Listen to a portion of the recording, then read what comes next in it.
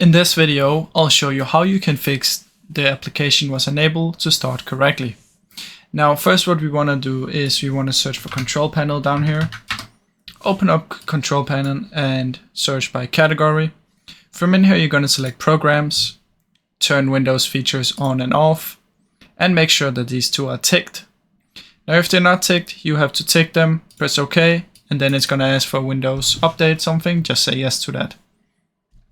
Then what we want to do is we want to find our folder, our Windows folder. So come to File Explorer here. From in here, select your main drive, minus the C drive. Go into Windows right here. And from in here, you want to scroll all the way down until you find System 32. Now don't delete anything in here except the one I tell you to. Press somewhere and press X until you find X input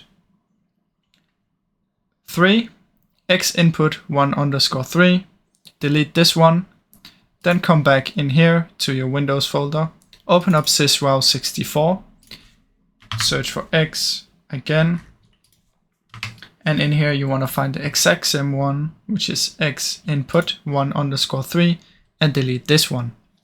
Now after you've done that, what you want to do is head over to a Google folder, in Google Chrome, go search for download DirectX, choose the Microsoft link right here, press download, and you want to set up the DirectX. Now once you've installed this, what you want to do is you want to come down here, search for update, and check if there's a Windows update. Check if you have the Windows update right here, and then after that what you want to do is restart your PC. Now after you've done all of this, it will work again.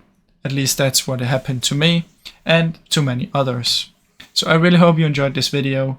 If you did, please leave a like and subscribe as it helps me out a ton. Thank you so much for watching.